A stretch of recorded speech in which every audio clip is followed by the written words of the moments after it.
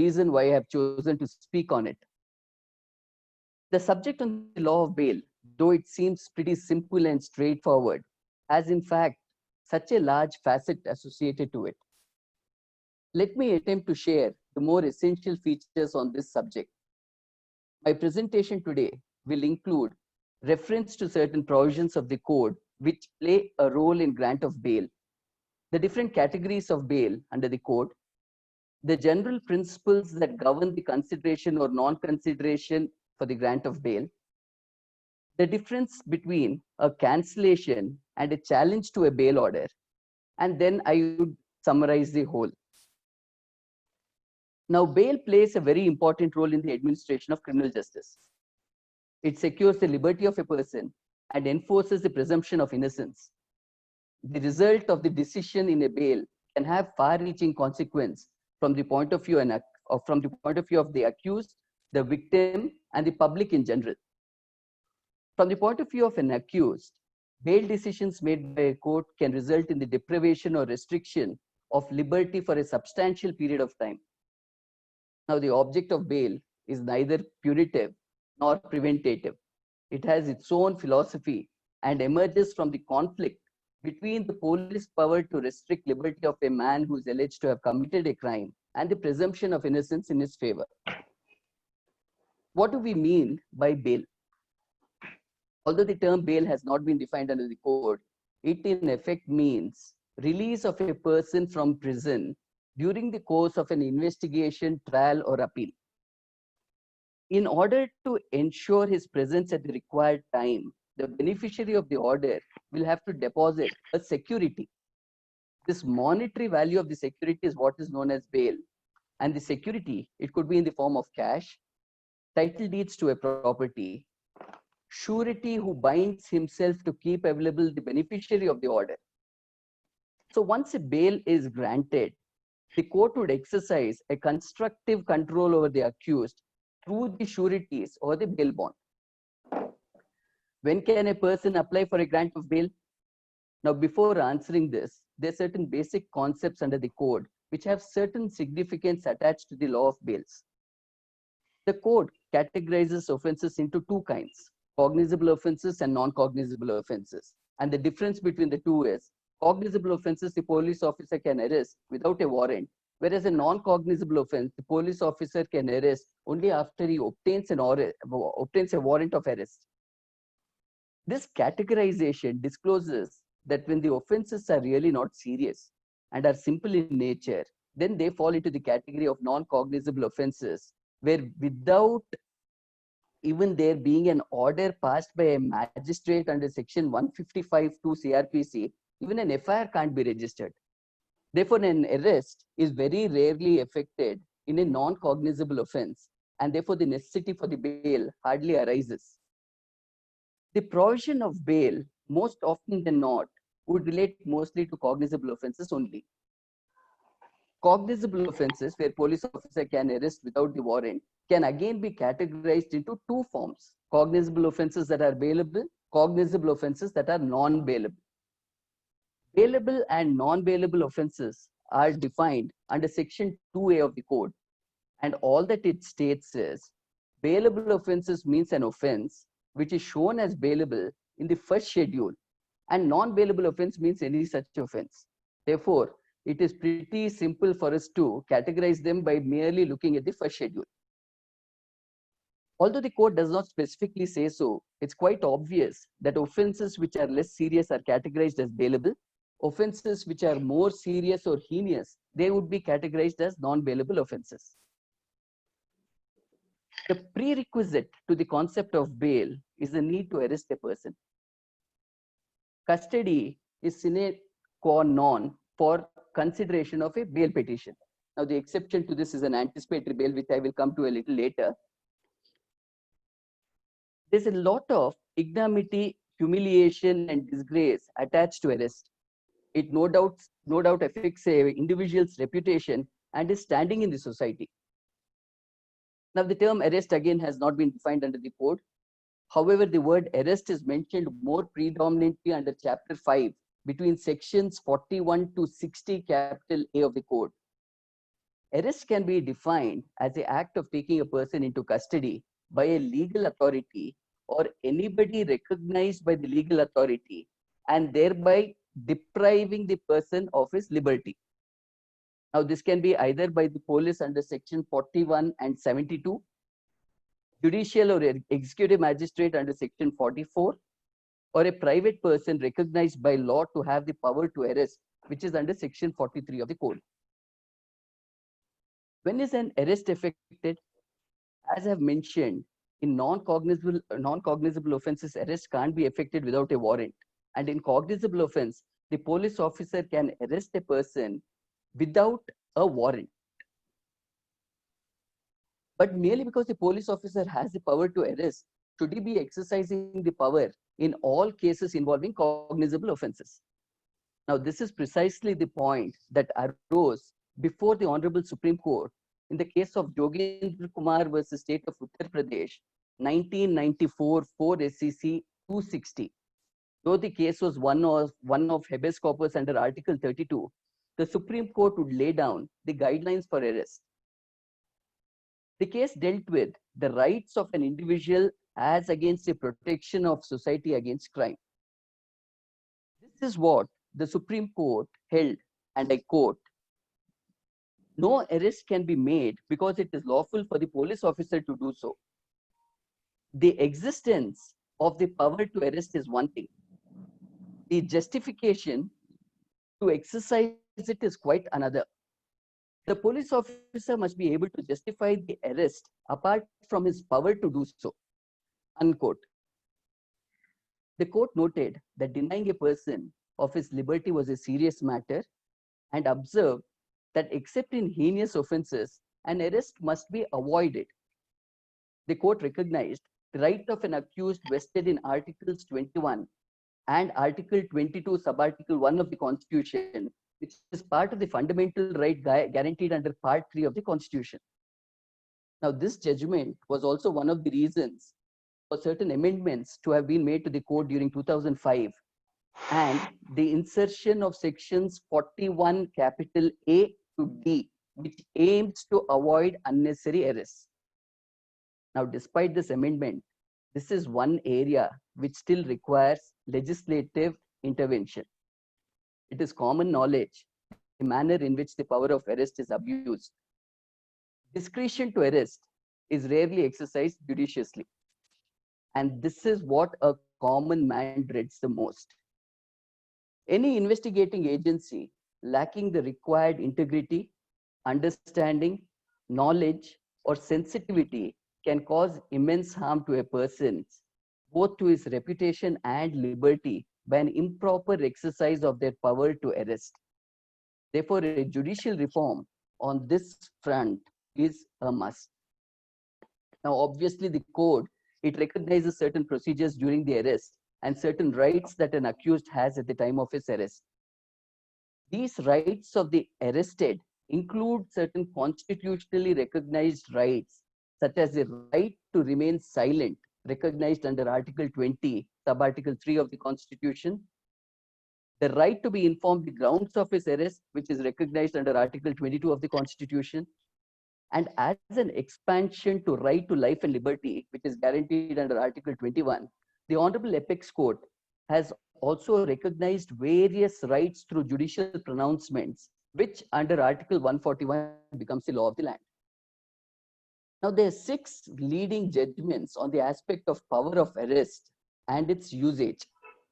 The 6 judgments are Nilabatti Behera versus State of Orissa, 1993 2 SCC 746. Jogendra Kumar versus State of Uttar Pradesh, which I have already pointed out, which is 1994 4 SCC 260. State of Madhya Pradesh versus Shyam Sundar Trivedi, 1995 4 SCC 262. DK Basu versus State of West Bengal, 1997 1 SCC 416. The famous Arnesh Kumar versus State of Bihar, 2014 8 SCC 273. And the more recent decision in Social Action Forum versus Union of India, 2018 10 SCC 443. Now, similarly, the court also recognizes various other rights the arrested, if in case of a non-cognizable offense, the right to see the warrant issued for the arrest, which we see under section 75 of the code. The right that without undue delay, he has to be taken before a magistrate or an officer in charge of the police station. Section 56 recognizes this right. Now, along with these rights, the accused has one very important right. He cannot be held in custody for more than 24 hours without him being produced before a magistrate who can then pass necessary special orders to continue the detention. Now, this right is recognized not only under section 57 and 167 of the code, but also is recognized under Article 22, Sub-Article 2 of the Constitution. Now, the period of 24 hours, it would exclude the travel time taken from the place of arrest till being produced before the magistrate. What would be the consequence if an accused is not produced before a magistrate within 24 hours? Then it will amount to a case of illegal detention. The detainee can seek his remedy by approaching the Honorable High Court by preferring a writ of habeas corpus under Article 226, and the High Court can direct his production before it, pass suitable orders, and release the accused from his illegal detention. But this aspect does not come under the concept of bail. Now, coming back to bail, let me touch upon the different kinds of bails that is recognized under the code. We can classify bails into 5 categories. 1, statutory or mandatory bail. 2, bail in bailable offenses. 3, bail in non-bailable offenses. 4, anticipatory bail. And 5, grant of bail pending appeal or revision. The first category, statutory or mandatory bail. As I had stated earlier, when a person is arrested, he has to be produced before a magistrate within 24 hours. Thereafter, the code recognizes 2 kinds of custodies. One is the police custody and the other is the judicial custody. If the investigating agency needs the custody of the accused for the purposes of investigation and interrogation, then they can file an application, seek police custody, and a maximum period of 15 days of police custody can be given. If the police do not need police custody or post the period of police custody, then the magistrate can remand the accused to judicial custody, which again is for the maximum period of 15 days, which can be periodically extended. However, in cases of offenses that are punishable with imprisonment of not less than 10 years and can extend to death sentence, if the investigation is not completed within 90 days, and the final report under section 173 CRPC is not filed, then the accused gets an indefeasible right to be released on bail, provided he is prepared to give bail. Similarly, for other offenses where the punishment is less than 10 years, the period is 60 days. Now, this category of bail is commonly referred to as statutory bail or mandatory bail. If we trace out the history of this kind of bail, then we see an evolution of law on this subject. The first view on the subject was that since section 167 was a mandatory bail, irrespective whether the accused seeks for it or not, the court has the responsibility or obligation to grant bail and convey the same to the accused. Thereafter, the view progressed. The second view, it held unless an accused expresses his intention to be released on bail, the court should not by itself be granting the mandatory bail. Therefore, there was a prerequisite for an accused to seek bail through an application before the court considers releasing him on bail. This view was based on the fact that there may be several circumstances where an accused may not want to come out of custody for various reasons. Now, the reasons could vary from acute poverty. It could be even because of being addicted to vices during his liberty. It could be threat to his life from a rival group or any such reason. Therefore, he may feel more safe in custody than to be released on bail. Thereafter, the view progressed and we had the third view. We had cases where the mandatory period, where after the mandatory period, And before the accused could file his application seeking bail, if the investigating agency filed the final report or the charge sheet, then the view taken was the accused was not entitled to bail. Then came the fourth stage. In some cases, a view was taken that post the mandatory period, if an accused sought his mandatory bail, and before the mandatory bail was to be considered, if the final report was filed, then the accused is not entitled to mandatory bail. Therefore, the emphasis was the time when the court considered the bail petition and not when the final report was filed. However, the present view is that on the completion of the mandatory period, if an accused seeks his release on mandatory bail, then the court has to necessarily grant him bail, irrespective whether at the time of granting this mandatory bail, the final report is filed or not. Now, the basis of this view is that the right has accrued on the accused and it has vested in him, and it cannot be taken away by a subsequent act of filing a final report. Now, a very important aspect while considering a mandatory bail is that the court would not go into the allegations against the accused, however ghastly or heinous the offenses. The only parameter is that the final report not having been filed within the statutory period. One other important aspect to notice is that there's no period specified in the code for the completion of any investigation. The only period specified in section 167 is only for the purposes of grant of bail and not for the purposes of completion of any investigation. Now, even during this COVID-19 pandemic recently, when the apex court has extended the limitation period in civil cases, the period of 60 and 90 days under 167 remains the same, since the right of the accused has accrued to him, and since it's an indefeasible right, he will be entitled to be released on mandatory bail if the charge sheet is not filed within the requisite period. Now, this has been held in Kashi versus State, Criminal Appeal number 452 of 2020. This is dated 19/6/2020, which is a 3-judge bench headed by His Lordship Justice Ashok Bhushan. Now, I will come to the second category of bail, bail in bailable offenses. Chapter 33 of the code, from section 436 to 450, deals with the provisions of bail and bond. 436 to 439 concerns bails. 440 to 450 concerns bonds, and bonds is not what I'm going to be addressing to in this talk. So far as bail in bailable offenses, the relevant provision is section 436. The right to claim bail in a bailable offense is an absolute and indefeasible right. In bailable offenses, there is no question of discretion being granted. The words of 436 are imperative.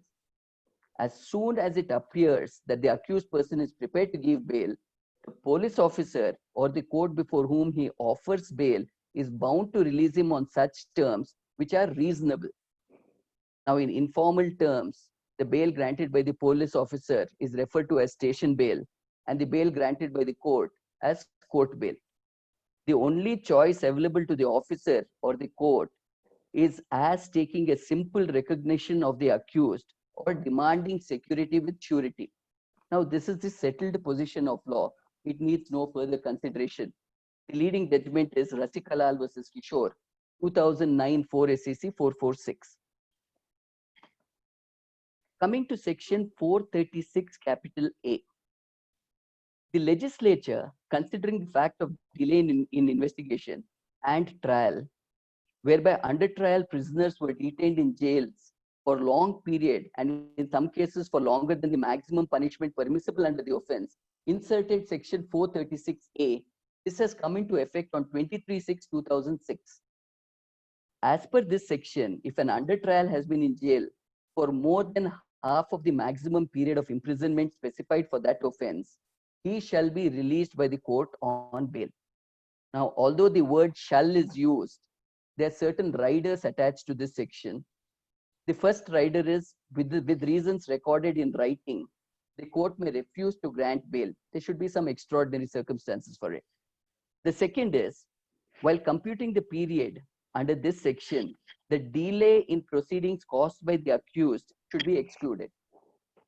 The third, this section does not apply to death punishment cases. Now, ideally, this particular section, section 436A, should have been inserted in bails in non-bailable offenses because 436 deals with bailable offenses. However, there's no ambiguity in the words used, and it can be clearly ascertained that this section applies to non-bailable offenses also. Coming to the third category, bails in non-bailable offenses. When we consider non-bailable offenses, it becomes easy if we group them under four distinct heads. Not so serious offenses, where offenses for which imprisonment is less than 7 years. Serious offenses, offenses from 7 years upwards up to life imprisonment. Heinous offenses, life imprisonment and death sentence. And fourth, special offenses. Now, special offenses are economic offenses, NDPS offenses, Unlawful Activities Act, schedule offenses under the National Investigation Act of 2008, etc. By and large, the first two groups, that is not so serious offenses and serious offenses, not punishable with life imprisonment or death sentence, the bail application can be considered under 437 by two authorities, namely, first a magistrate's court, and two, an officer in charge of the police station who has arrested or detained without warrant a person accused or suspected to have committed a non-bailable offense. Although this power is conferred on the officer in charge of a police station, it is sparingly used. But we still see in trap cases or disproportionate asset cases, or cases like section 324, causing hurt using dangerous weapon, which is a non-bailable offense, the officer in charge of the police station generally grants bail. Here again, we need certain reforms, which instead of giving discretion to the police, can clearly specify the offenses where bails can be granted by the officer in charge of the police station under section 437.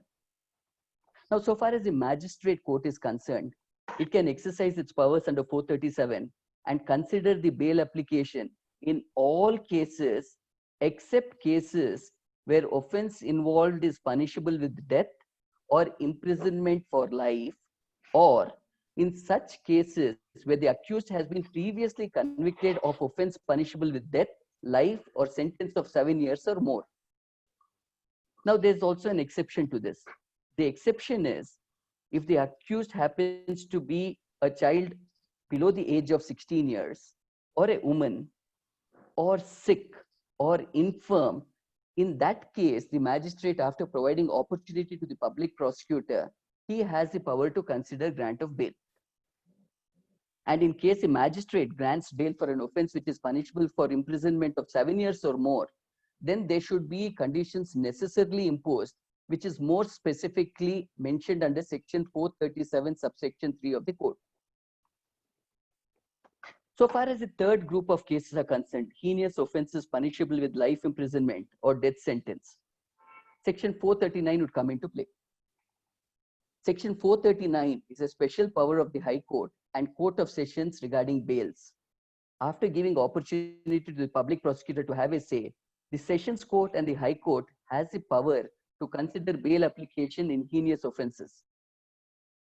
So also, the power exercised by the Sessions Court and High Court is concurrent power with that of the Magistrate Court, and even in cases where bail application has been refused by the Magistrate Court, the Sessions Court or the High Court can reconsider the same and grant bail. Similarly, the power exercised by the Sessions Court and High Court under 439 is also concurrent.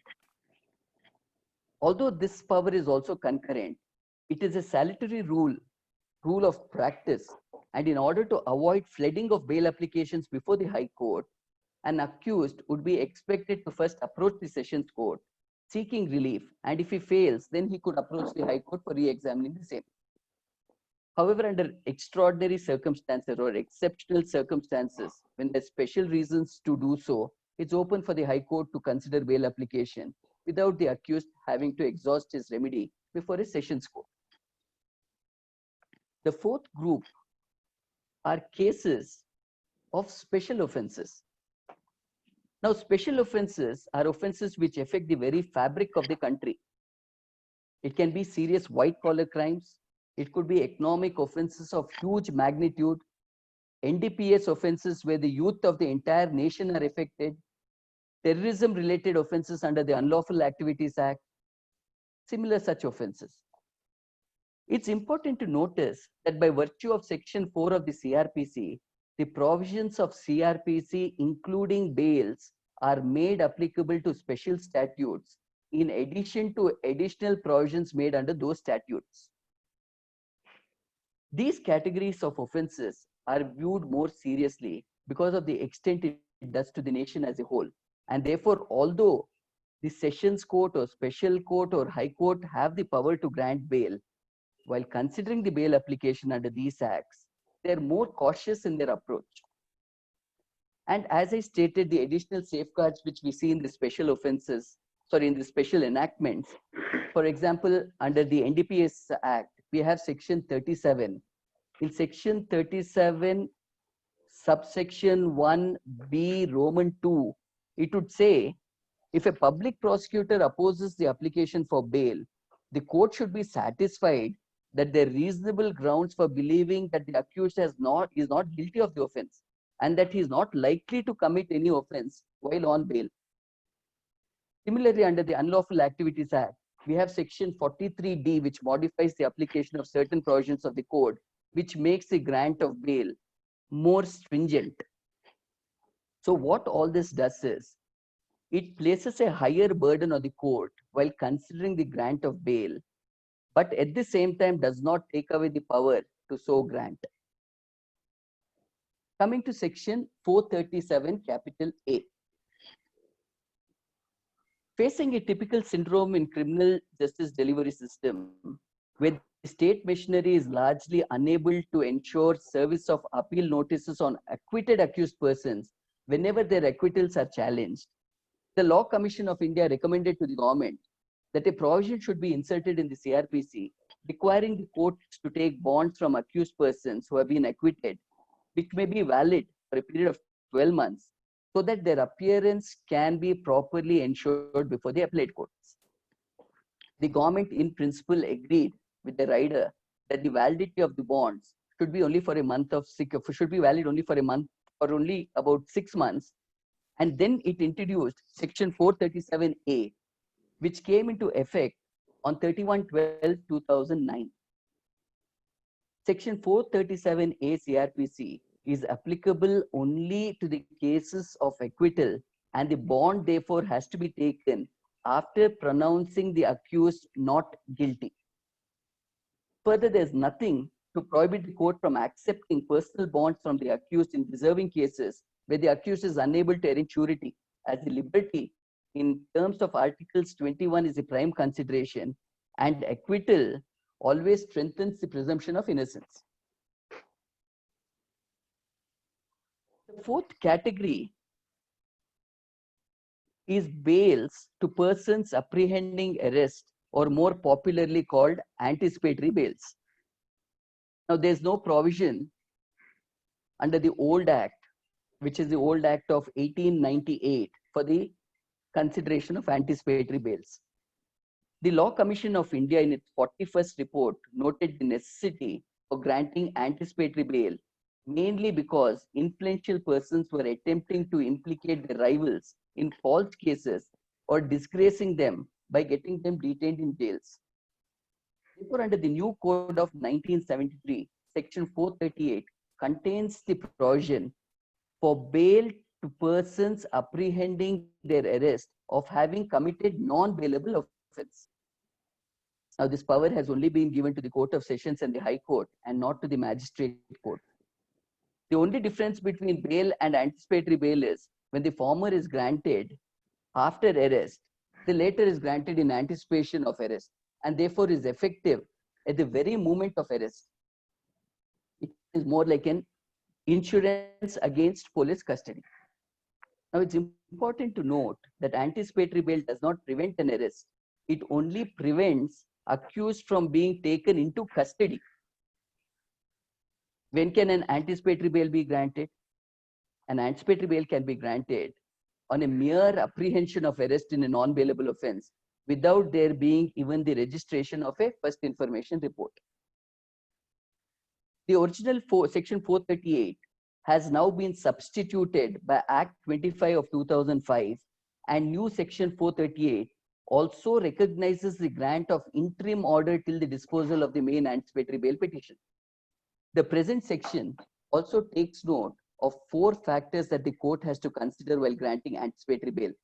1, the nature and gravity of the accusation.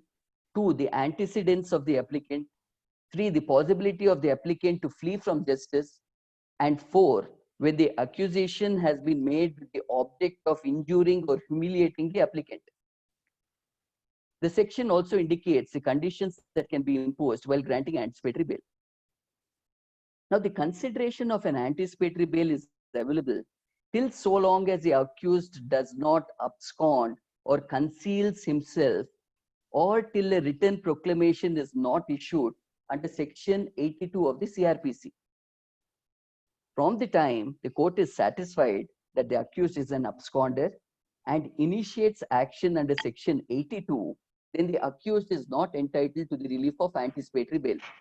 This has been held in the state of Madhya Pradesh versus Pradeep Sharma, 2014, 2 SEC 104. The guiding principles for consideration of anticipatory bail has been laid down by the Constitutional Bench in the celebrated case of Gurbakh Singh Sibia versus State of Punjab, which is 1982 SEC 565. This has been reinforced and reiterated in another Constitution bench in the case of Sushila Agarwal versus State. This is dated 29th January 2020. Now, there are about 15 factors that have been summarized in Sibia's case, which are reiterated in Sushila Agarwal's case. But due to paucity of time, I will not deal with these 15 considerations. But what is most crucial here is the consideration for grant of bail and the consideration of grant of anticipatory bail are one and the same. The only difference, if under a special statute, there's a bar for grant of anticipatory bail, then anticipatory bail cannot be considered. Now, for example, Section 18 and 18A1 of SC/ST Amendment Act of 2018, Section 43D of the Unlawful Activities Prevention Act, Section 20, subsection 7 of TADA. Now, they're all specific bars for the grant of anticipatory bail. Another important aspect is in some states like Uttar Pradesh, the state government has specifically omitted Section 438. Even in such cases, the Supreme Court has held that the High Court, while exercising its writ powers, can grant anticipatory bail. Hema Mishra versus State of UP, 2014, 4 SEC 453. Now, just a quick word on transit anticipatory bail. Now, transit anticipatory bail is not specifically mentioned under the code. But take, for instance, if a crime alleging a non-bailable offense has been registered in some other state, say in Delhi, and the accused, he apprehends his arrest in that case and he is a resident of, say, Bangalore, then the accused can seek an interim or transitionary anticipatory bail for a limited period so as to enable him to approach the jurisdictional court and seek either regular bail or anticipatory bail. Though there is no authoritative Supreme Court judgment on this aspect, our High Court has considered grant of such transit bail on some occasions. We find one such judgment in Criminal Petition 5276 of 2014, His Lordship Justice Budihal. The order is dated 11/9/2014. Another important judgment on the law of bails, along with Sibia's case and Sushila Agarwal's case, is Badresh Bipin Shah Seth versus State of Gujarat. It's 2016, 1 SEC page 156, where again the entire concept of anticipatory bail has been duly considered. Now, this brings us to the most crucial aspect. What are the considerations for grant or rejection of bail or anticipatory bail? What are its guiding principles? Now, although there are no inflexible guidelines or straitjacket formula that can be stated, despite that, there are some basic principles that are relevant insofar as the law governing bails. It may be apt to quote Justice Krishna Iyer in Gudikanti Narsimulu case 1978 1 SEC 240, and I quote, "The issue of bail is one of liberty, justice, public safety, and burden of the public treasury, all of which insist that a developed jurisprudence of bail is integral to a socially sensitized judicial process." Unquote. In fact, it was Justice Krishna Iyer, Justice P.N. Bhagwati, and Justice Chinnappa Reddy who, through various judicial pronouncements, have contributed immensely to the law on bails. If we cull out the general principles for the consideration of bails through various judicial pronouncements, then the following would be of relevant factors that ought to be considered by a court when they are faced with an application for bail. Firstly, the basic concepts of criminal jurisprudence, which the court considers, would be the grundnor of criminal jurisprudence that an accused is presumed to be innocent unless proven guilty. Second, suspicion, however grave, cannot partake proof. Third, the prosecution should stand or fall on the strength of its own case and not on the basis of the weakness of the defense of the accused. Now, these are general principles. Thereafter, we have specific factors governing bail itself. I've culled out about 19 such factors which are of immense importance. The first would be only look into the prima facie material and not to go into the merits of the case by appreciation of evidence while considering bail. Number two, grant of bail is a rule. Rejection is an exception. Now, this is because of three grave consequences of pre-trial detention. Firstly, though presumed innocent, the accused are subjected to psychological and physical deprivation because of jail life. Second, they are prevented from contributing to the preparation of the defense. And third, they lose their job if they had one and are deprived of an opportunity to work to support themselves and their family members. With the result, the burden of the detention almost invariably falls heavily on the innocent members of the family. Now, this has been held in Husainara Kartur versus Home Secretary 1981 SCC page 81, His Lordship Justice Bhagwati's judgment. The third factor is bail should not be withheld as a punishment. Fourth, the unfettered discretion to grant bail should be exercised judiciously. There has to be a right balance between the valuable right of liberty of an individual and the interest of society in general. Fifth, and I consider this extremely important, when there is no prima facie case made out, then there is no question of considering any other circumstance. The accused has to be released on bail. But even where a prima facie case is established, the court should not detain the accused as a punishment, but would ascertain whether the accused would be readily available for trial or that whether he is likely to abuse the discretion granted in his favor. And an important judgment on this is Bhagirath Singh Judeja versus State of Gujarat, 1984 1 SCC 284. Sixth important aspect, the tripod test or the triple test of flight risk, tampering with evidence, and influencing of witnesses. Now, this word flight risk is of a more recent origin and has been duly considered in P. Chidambaram's case while granting bail. 7. The gravity of the offense alleged, the term of sentence prescribed for the offense, and the prima facie the nature of supporting evidence needs to be seen. 8. The antecedent of the accused.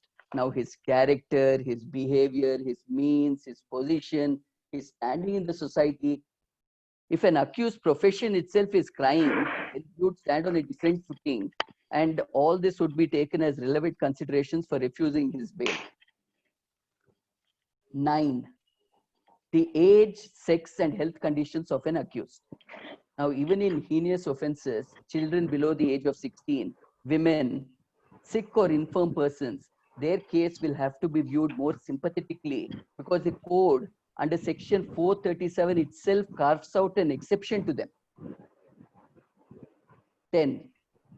While considering bail, the court can also look at the unimpeachable documents or evidence of sterling nature produced by the accused, which may or may not be part of the charge sheet or the investigation papers. Now, for example, if the allegation against an accused is that he is an assailant in an act of murder, the accused has cogent material to show that he was in some place altogether at the time of the alleged offense. Say he was undergoing hospital treatment, which is not only borne out from the medical records, but also digital evidence in the form of CCTV footage. Or say at that relevant point of time, he was deposing before a court of law, which evidences his presence in the court and not in the scene of incident.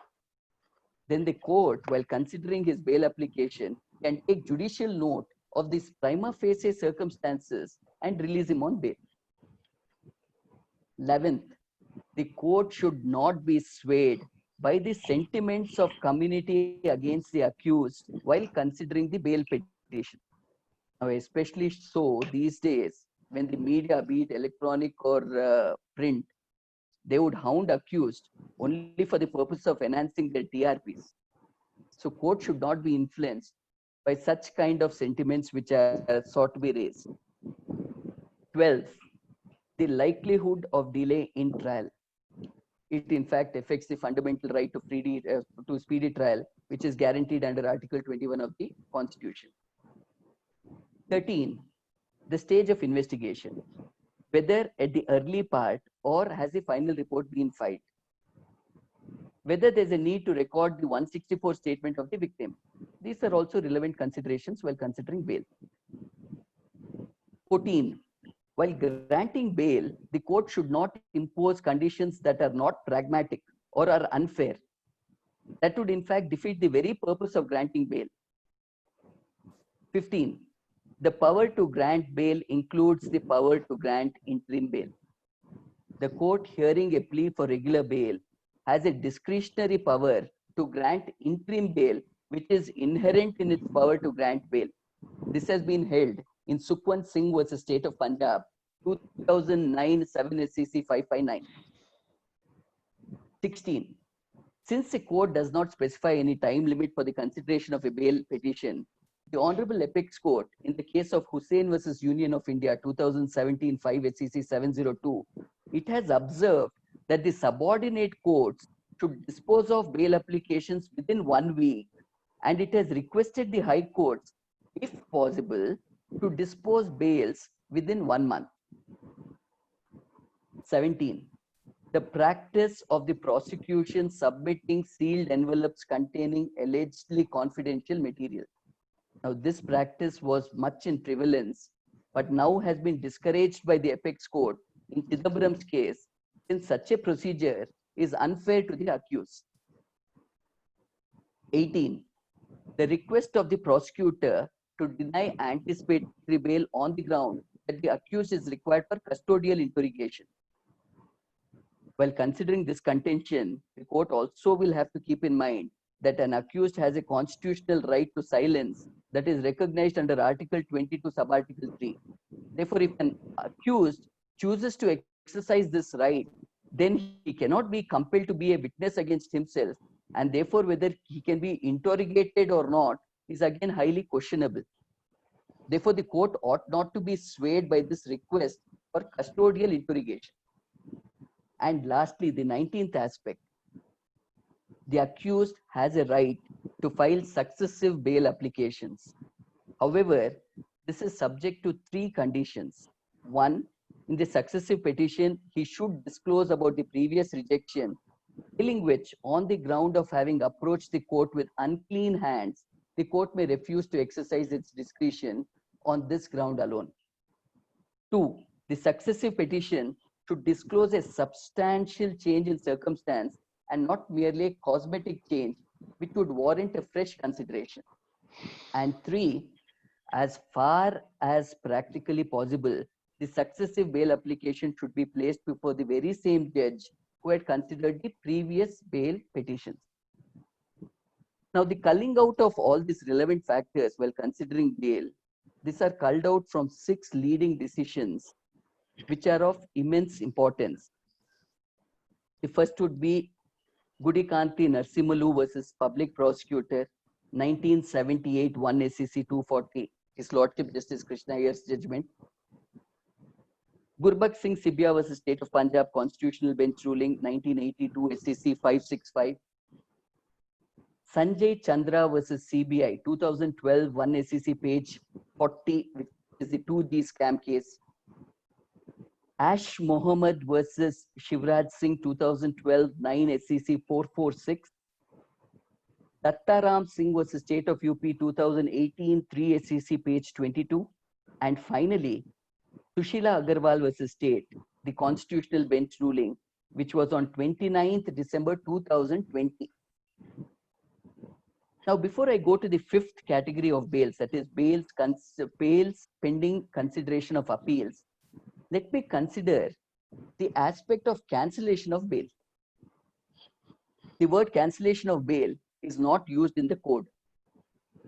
Now, the 3 sections that gives the power to the court to arrest a person who has been granted bail and to commit him to custody are sections 436(2), 437(5), and 439(2).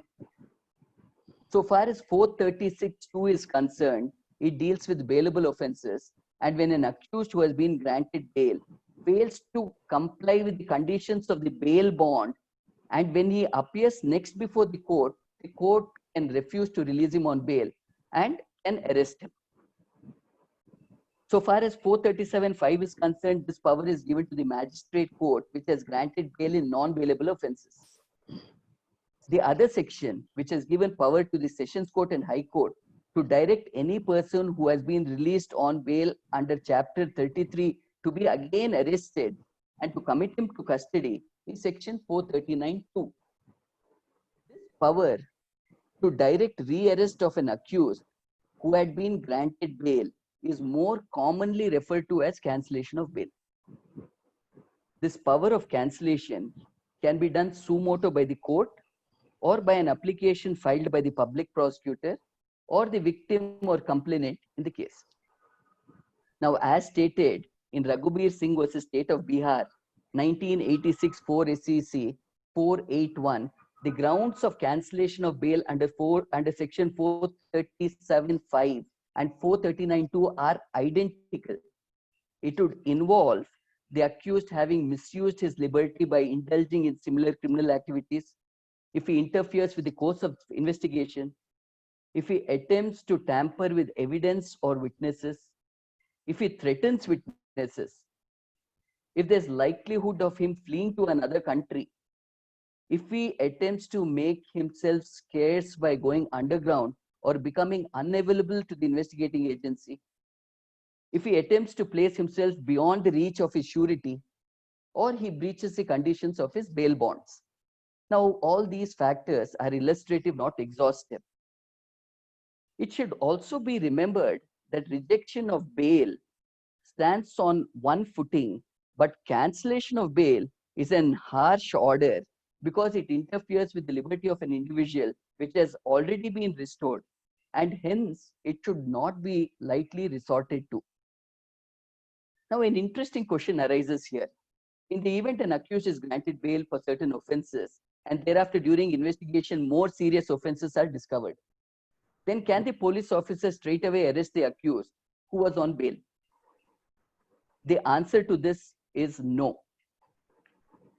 However, the investigating agency, they can file an application before the court which has granted bail, bring to its notice the additional charge, and the court, upon giving opportunity to the accused, if it is satisfied that the accused's custody is required, then it can direct accused to be arrested.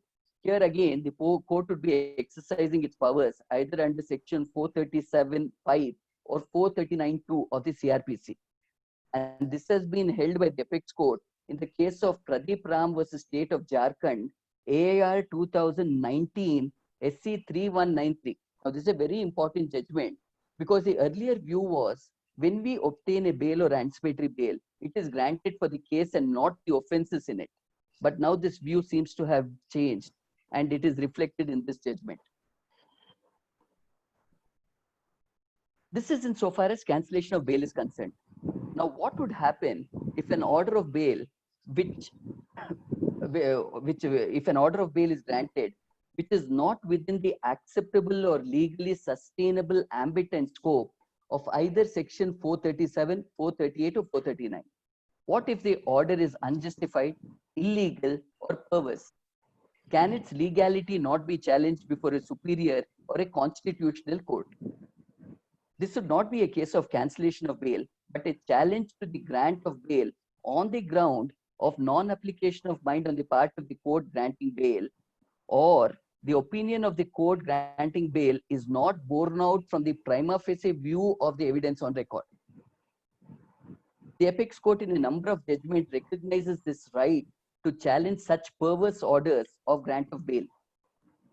Although insofar as Supreme Court is concerned, in view of the superlative constitutional powers under Articles 136, read with Article 32, it can interfere with any orders passed by any court. There is no difficulty when a perverse order of bail is challenged before it. However, there would be a little legal jugglery that is required when a perverse bail order is to be challenged before the High Court. Now, this is because an order of bail is a purely interlocutory order. There can be no challenge to it under the appellate or the revisional jurisdiction. So far as cancellation of bail, only limited grounds as held by the apex court. Therefore, by exercising prudence while challenging an impugned order by using section 439(2), it may also be advisable to invoke section 482 of the CRPC. Under inherent powers, the court can pass necessary orders to meet the ends of justice. The same applies even to the writ jurisdiction under Articles 226 and 227 of the Constitution. Now, by resorting to the powers of the High Court under this inherent or constitutional powers, it can relook at the bail order passed and can also set aside the same on the ground of illegality, perversity, or that the order of bail was unjustified. Therefore, the concept of setting aside an order of bail is totally different from the cancellation of an order of bail. Now, reference the three decisions. One is Ash Mohammed versus Shivraj Singh, 2012 9 SCC 446.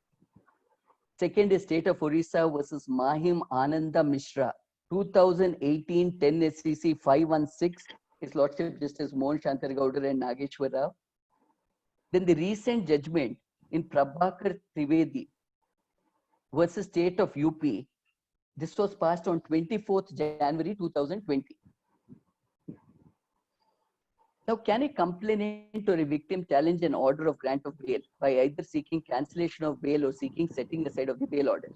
This pertains to the locus of the complainant. The answer to this is yes.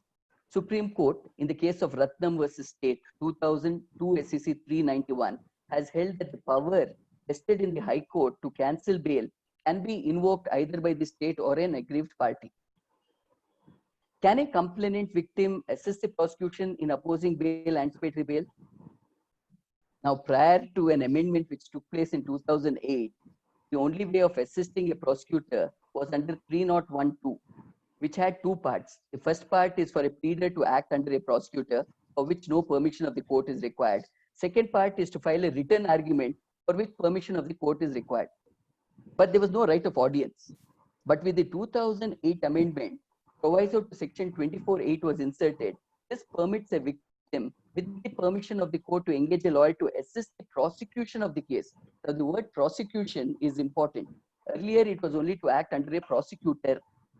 Now, the object behind this was to enable active participation of the victim in the justice delivery system. When a court grants permission under this proviso, then the victim's advocate gets a right of audience. Now, it's important to notice that there are various provisions in the CRPC that recognizes the participation of a victim to a crime. Now, for instance, section 200, filing of a private complaint. It can be done by a victim. Then when a police files a B report, challenge to it by way of a protest can be done by a victim. Now, challenge to a grant of bail, victim has a right to do so, which is recognized by the Supreme Court. Seeking transfer of cases, victim's right is recognized. Now, preferring appeals or revisions against an order of acquittal, the new proviso to section 378 and revision under 397 recognizes it. Now, when all these situations are there where victim has a right of audience, then why should he not have a say to object the grant of bail or anticipatory bail? However, the law in this regard is not fully crystallized through any authoritative pronouncement by the apex court. Now, fifth and the final category is suspension of sentence and grant of bail. Bail post conviction and pending appeal or revision. Bail pending appeal, we have section 389, and bail pending revision, section 397, read with 401. 401 concerns the High Court. So far as bail under section 389, it has two parts. One is the power of the convicting court or the trial court itself to grant bail, which is 389(3), where the three requisites would be: the convicted person should have been bail on the date of judgment, that he discloses his intention to file an appeal, and that he should have been sentenced to imprisonment for a term not exceeding 3 years. These are the three requirements for the court to consider granting a bail. Now, the second part of 389 is where the appellate or revisional court grants bail. While granting bail, they have to give reasons in writing. In the case of post-conviction bail under 389 CRPC, where the conviction is in respect of serious offenses having punishment with death or life imprisonment or imprisonment for a term not less than 10 years, it is mandatory under the first proviso to section 389(1) that the appellate court gives an opportunity to the public prosecutor for showing cause in writing against such release. Now, mere service of copy of the appeal and application of bail on the public prosecutor by the appellant will not satisfy the requirement of the first proviso. The appellate court may, even without hearing the public prosecutor, may decline granting bail. But in case the appellate court is inclined to grant bail, then it is mandatory that the public prosecutor should be given an opportunity to show cause in writing as to why the appellant should not be released on bail. Now, when it comes to considering release on bail post conviction, especially when the sentence is one of life, the appellate courts are generally reluctant to grant bails. Now, this is because post conviction, the initial presumption of innocence that the accused enjoyed during trial is no longer available, since a competent court has found him guilty of the offense alleged. Once the accused is held guilty, the presumption of innocence gets erased. In the same manner, if an accused is acquitted, then the presumption of innocence gets further fortified. The practice of rejecting bails post conviction was continued for very number of years. But then earlier, appeals used to be taken up for final hearing within a reasonable period, and it used to be disposed of. However, with time, the pendency has increased. Criminal appeals could not be taken. It could not be taken up for years together. Now, we have had instances where the accused has undergone more than 14 years of imprisonment, whereas his appeal is still pending before the high courts. It has also happened that the convict has requested their appeals to be withdrawn so that they can at least seek suspension, remission, or commuting of sentence from the appropriate government, which can be done under section 432 to 435. By considering the delay in appeals being taken up for final hearing, the Supreme Court and the High Court, now this problem is both in the Supreme Court and in the High Court. So the Supreme Court, in one of the celebrated cases in Kashmira Singh versus the state of Punjab, 1977 4 SCC 291. Now this judgment, though it is a celebrated case, it hardly has 4 paragraphs in it. And the author of this judgment is His Lordship Justice Bhagwati. Now he would notice how appeals are pending for a very long period of time. And then while granting this bail, he would observe, and I would like to quote it.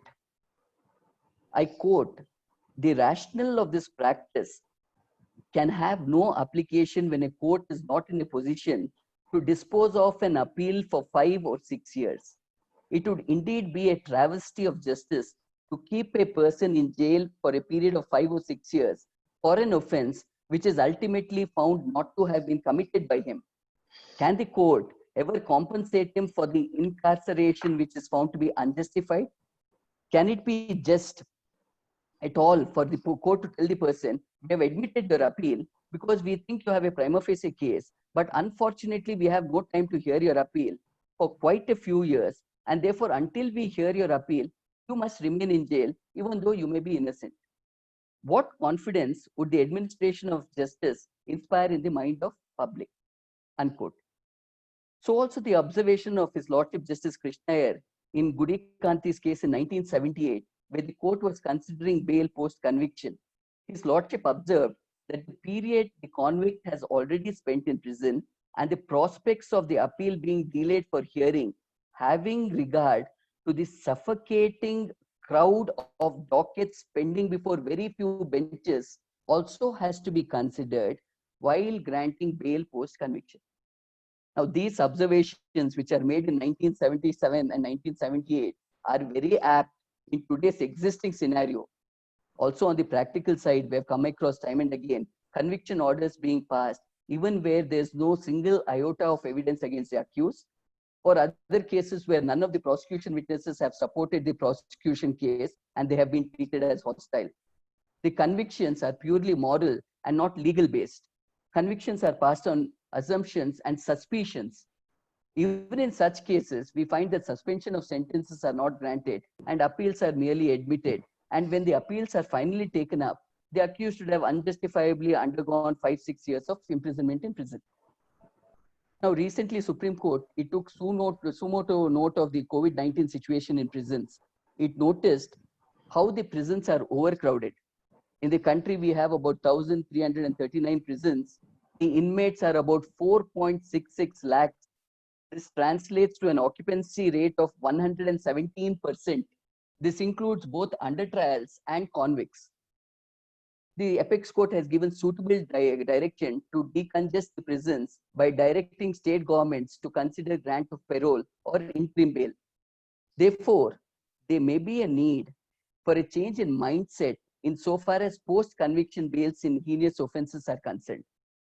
Either similar to Section 436 capital A, which deals with under trials being granted bail after a certain period of imprisonment, a similar provision needs introduction for post-conviction bails, or the court, considering the backlog of appeals, may have to take a more liberal view while considering post-conviction bails. Now, other than these 5 categories of bails, we only have what is called as a parole and a furlough. Now, these are executive actions by the authorized sanctioning authorities under the Prisons Act of 1894. Although it secures temporary liberty of an accused, it would have nothing to do with bails. But if a parole or furlough is unreasonably refused, then the remedy of the aggrieved will be by filing a writ petition. I have not spoken on the history of the concept of bails because of paucity of time. However, for those who are interested to tracing back the history of bails, I would suggest that they look into the recent Constitution Bench judgment in Sushila Agarwal's case, where His Lordship Justice S. Ravindra Bhatt has concisely in para 38 dealt with the history of bails. So also His Lordship Justice Nariman in the case of Nikesh Tarakchand Shah versus Union of India, 2018 11 SEC page 1, paragraph 10 and 11, he analyzes the evolution of bail. Now, in conclusion and to summarize, the primary objective of the provision providing for bail should not be to detain and arrest an accused person, but to ensure his appearance at the time of trial or appeal and make sure in the event of him being held guilty, he should be available to undergo the sentence imposed. Though there have been amendments made to the law of bails and also guidelines issued by the apex court on the general consideration of bails, there still is a strong need felt for a complete review of the bail system so as to streamline it rather than to rely on the sole discretion of individual judges. Since so vast discretion is allowed, we have come across judgments which quote the very same precedents and have thereafter either allowed the petition or dismissed it. Therefore, the need for a legislature to revisit the law on bails.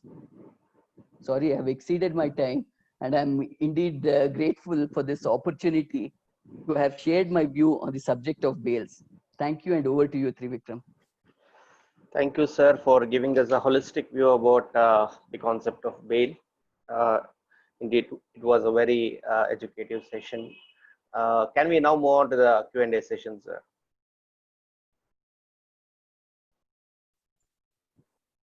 Sir, am I audible to you? I can hear you, Trivikram. Can we move on to the Q&A session? Yeah, please, please. All right. We'll be taking up very few questions, and I would request all the learned members to be over cautious over posing the questions. I am mentioning this because of our past experience. Yes, can we have the first question, please? All right, we have Mr. Harish. Yes, sir, I have unmuted you. So Harish, I have unmuted you, so go ahead with your question quickly. So good evening, sir. Excellent illustrative presentation. Sir, you mentioned about pragmatic conditions while granting bail. See, there is, if you can recollect, this year in April, Jharkhand and court has imposed, has exercised its judicial discretion, and which appears to be arbitrary, because where they said you remit 6 accused, where one of them is a former MP, was asked to remit 35,000 rupees to PM Relief Fund, and each of them, and also to download the Arogya Setu app. When government itself has mentioned Arogya Setu app is not mandatory. One. In last year, Richa Bharti's case, where an offensive Facebook posting was made, she was asked to distribute 5 copies of Quran, and one to the Anjuman thing and other to 4 libraries, which was later on withdrawn because of the public outcry. Will such type of conditions being imposed while granting bail, which have no nexus or object to the very purpose of granting bail, will become arbitrary exercise of judicial discretion? The answer would be yes. Such kind of conditions will come under the category of it being unreasonable. It is not pragmatic at all, and it is not what is recognized in law. So also when we see section 440 to section 450, which deals with the bonds and various conditions, and also if we see certain of these bail provisions, even under 437, what are the conditions that can be imposed are spelled out. Now, the horse that if such kind of unreasonable conditions are imposed, obviously the superior courts will set aside such kind of conditions and ensure that it should not be a deterrent. You should not be frustrating the order of bail by imposing such conditions, which an accused may not be willing to do. This would be the answer to it, sir. Thank you, sir. Mr. Maski Nagaraj has a question. Whether minor is entitled for anticipatory bail in view of JJ Act? Now, there are 2 views here. There's been a view taken in Tamil Nadu, and there's also a view taken in Kerala. Because see, they don't use the word arrest under the JJ Act. Now, since you don't use the word arrest, then can section 438 come into the play, because it requires an apprehension of arrest for having committed a non-bailable offense. But the Kerala High Court has taken a view which I think is more proactive in saying the JJ Act talks about detention. Now, what great difference will there be between an arrest and a detention? You view it in a more pragmatic way, and you say when a juvenile or a child in conflict with law would approach the court, you view it that he could be detained, and you prevent the detention by granting him anticipatory bail. This is a view taken by the Kerala High Court, which seems more holistic. Absolutely, sir. In fact, we have one more offline question by Anandita. what are the factors to be considered for relaxation of bail conditions, especially in the time of COVID? Any judgment? No, I think judgment, I may also have to look for it. But anyway, 439(2), when application is filed under it, and if they're going to be showing a condition is extremely unreasonable. Now, for example, one of the condition which normally we see imposed is putting up attendance every week in the police station. Now, under COVID situation, if that becomes harmful for the health of a person, then obviously the court exercising powers under 439(2) could always look at relaxing such kind of condition. It is permissible under this section itself. But for judgments, Trivikram, I may also have to look for it. Thank you, sir. Yeah. Can we have one last question, please? We can have one last question. If any of the learned members, Mr. Gupta, sir. All right.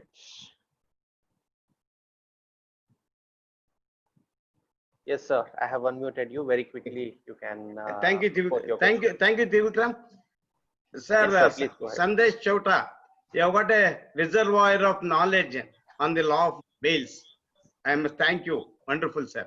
Now, Thank you my so much, question, sir. Thank you. thank you. My question is not with regard to the bail, sir. Now, today also in a Supreme Court, the Bihar government and Maharashtra government are fighting for one that with regard to the CBI case and all. What is your opinion, sir?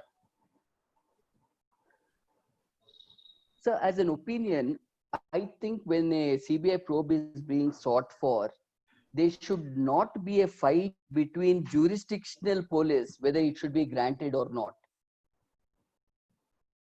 It should be in the interest of the victim. Now, if the circumstances of the case are such that it has large or far-reaching circumstances are there in it, then there is absolutely no harm for such kind of cases to be referred to the CBI. But the problem that arose in this particular case was insofar as whether Bihar had the jurisdiction in the first place to register the FIR, since the incident took place within the jurisdiction of Bombay. So that was the problem that arose. But now when the matter has gone up to the Supreme Court, without wanting to comment too much on it, all that we can say is the constitutional bench has recognized the constitutional powers of the Supreme Court or the High Court to refer matters of importance to the CBI for investigation.